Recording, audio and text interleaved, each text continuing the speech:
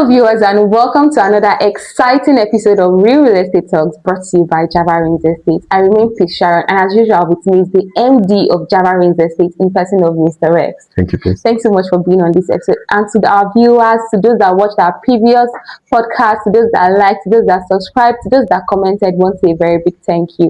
Today we are going to be discussing on a very interesting topic, not the usual, not the ordinary. We are diverting. We are going somewhere, but it's for your own good. And today's topic is the mentality that sponsors investment. What does that mean? I don't know. And I'm sure you don't know. That's why Mr. Rex is here to help us dissect and give us the necessary information we need to know about the mentality that sponsors investment. So, Mr. Rex, what does it actually mean? What does it mean to have an investment mentality? Having an investment mentality is having a mindset that is consumed with increase, multiplication, and addition. Having an investment mentality also spurs to having a mindset that is consumed with production and not just consumption. Having a mindset that is consumed with acquisition of assets and not just liability. So if we want to summarize that, an investment mentality is a mindset that primarily is concerned with increase, with multiplication, and with addition, not leaving things the same way they are.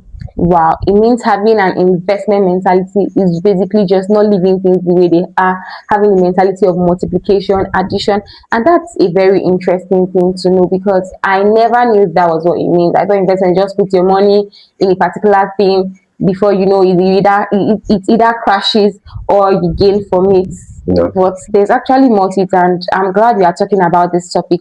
So when is the right time to actually have an investment mentality? Because tomorrow can be late, today might be too late, yesterday might be, oh, had I known. So when will you actually say is the right time to have that investment mentality? The times we are in now is expected of everyone to have an investment mentality. The right time is now. Start where you are.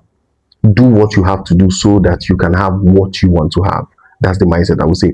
You see, life is in seasons, and the deception of seasons is actually that they will be here forever.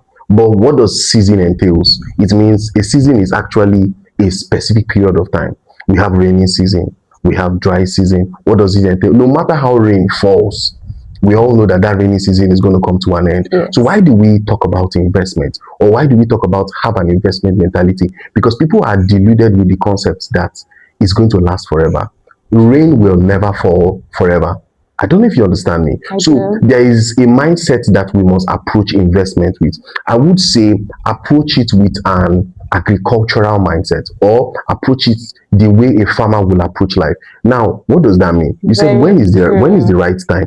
I said the right time is now. Let me talk about a farmer who cultivates yam. It's very crazy that that's the mindset we should approach life with. When it's time for harvest, do you know they select the best of the harvest they have and they store it for the next season? What does that entail? That means life is predictable. You can't tell what will happen tomorrow, but you can predict what can happen tomorrow. And that predictability is on the basis of what you do. So that means you need to be intentional. So one of the mindsets that actually sponsors the mentality for investment is you have to be intentional about life. You can't be careless about life. You can't be assumptuous about life. If you live life, you can own life, or life can disown you. So how you own life is what you do with today. Life disowns you when you do nothing about life and expect life to pay you tomorrow. No, life, like I said, life is predictable. There is a quote that says something, acts of the ancient paths and walk in it. What that simply tells us is that the secret of the future is in the past. And that's why we learn wisdom. That's why we study people who have failed. That's why we study people who have succeeded, because life is a pattern. We were talking the other day in our meeting and we spoke about how life is a sphere. Yeah. So that means the perspective of a young man towards life and the perspective of an old man towards life are not the same. A young man is seeing life and something new is happening to him. An old man is looking at life, he's saying, I'm identifying pattern. So what does that mean? Is that it doesn't matter what you have today. Tomorrow has uncertainty. So an investment mentality is positioning you for the uncertainties of life and giving you predictability irrespective of uncertainty. So let me not run ahead of myself. But there's a whole lot to that. Is approaching life understanding that all seasons will not remain the same. So you may have abundance now, just like what happened in Egypt so many years ago. there was 7 years of plenty and there were 7 years of lack. So what that means, an investment mentality is securing your tomorrow Very irrespective true. of your today. So that means that I can actually create the outcome of my life with a mindset. It all starts. Napoleon Hills wrote a book. He said, "Think and grow rich." So that means life functions from the mind. Life functions from within. Yeah. So this is actually trying to let people understand something. In fact, we live in a time where last week or 2 weeks ago, fuel was 816 naira. Very true. Right now, who actually believed that was going to happen? So that means if you had 100,000 naira and you planned yourself that this was going to be enough for fuel for 1 month, you already have yourself looking at the next 2 weeks of uncertainty. That's Yes. so. What is having an investment mentality? Having an investment mentality is trying to bridge the gap of the uncertainty of the unseen future. So there is a mindset that positions you to not be at the victim side, but to be at the gaining side. Wow, that's very interesting. And I like the fact you talk about the people of Egypt. When there was 7 years of plenty and 7 years of famine, they predicted that this famine was going to happen. So what they did is they stored what was going to be enough for them for that 7 years. And I can remember in one of our podcasts, you spoke about investment and spoke about how people make investments for their children and children to come. So when these children come, that's why I see some people, they don't have to struggle to make money or have certain things because of the investment they've made. I just like what you said, but I'm going to come in here because we are now talking about mindset. So now, if you don't transfer the mindset of investment to your children, inheritance is not just houses, cars, and money. Now, if all your children inherit, or if all you pass to the next generation are substance, resources, investment, then you will still fail them because there is a mindset that sustains investment. They can get those investments and sell them. True. So that's why we came from. It's foundational. This topic is intentional. The investment, the mindset, or the mentality that sponsors investment. So I can inherit an investment, but if I don't have the mindset that sponsors that investment is not guaranteed to even be transgenerational. So let's not even digress because the concept of inheritance is going to be delusional if all what you give your children to inherit is what you have laid down. In fact, history is full of a lot of stories where parents left goods, money, and that same generation in their lifetime are broke. Yes. Okay, let me come this way. 2 weeks ago, I was with a director. This is a director of a federal government parastatal who retired, and he retired 2021, and this is 2026. And it's difficult to see men cry. Men don't just cry. Yes. But I could see tears in this man's eyes. Why? He was a victim of either maybe a failed system. But we will not just give it to a failed system. He was a victim of maybe what he doesn't know, his ignorance. Now, I asked him a question. I said, "Sir, have they paid you your pension?" He said, "Ever since I retired 2021, this is a sad reality." He said he has not received this pension. Now, so why are we now talking about this? Because, like I said, life can be predicted. You don't know the outcome of tomorrow, but you can predict your own outcome.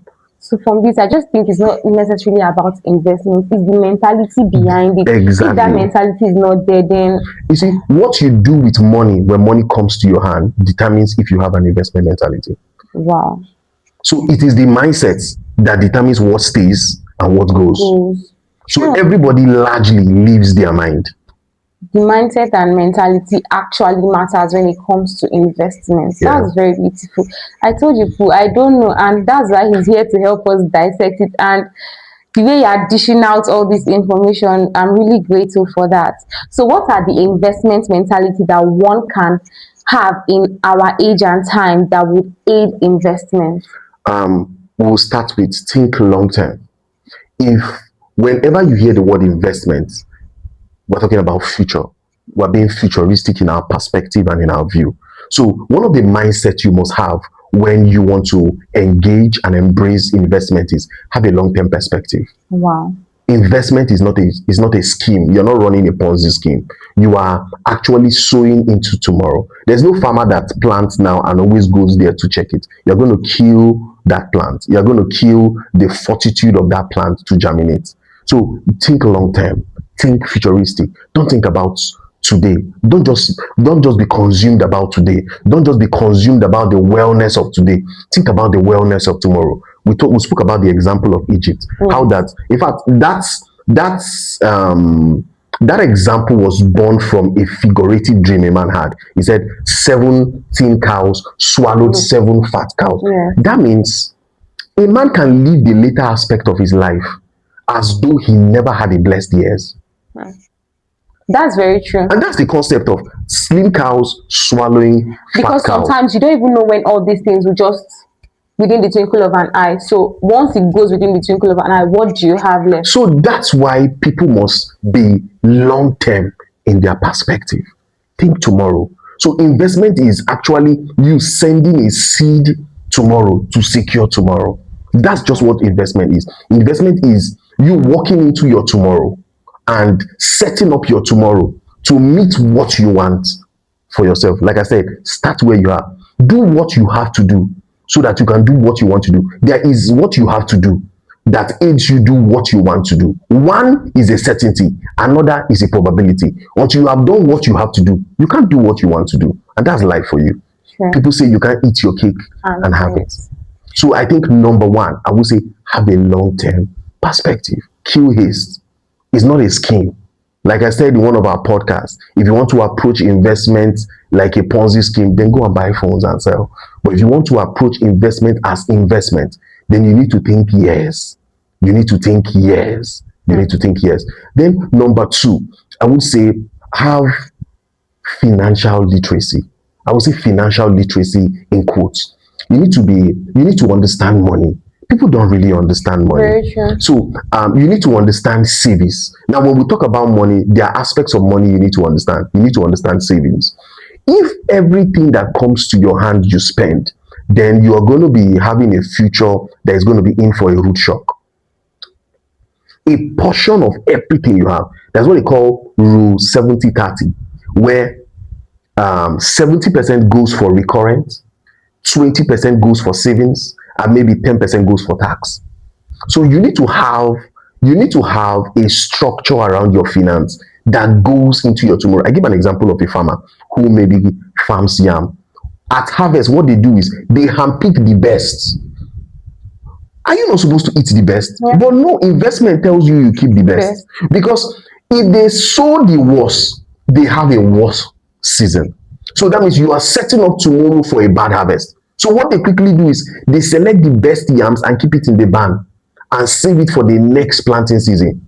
So if we, you see, everything in life is an example of how we should approach life. And that's how life is supposed to be. Everything that comes into your hand, you should intentionally send something to your future. So savings is actually securing tomorrow.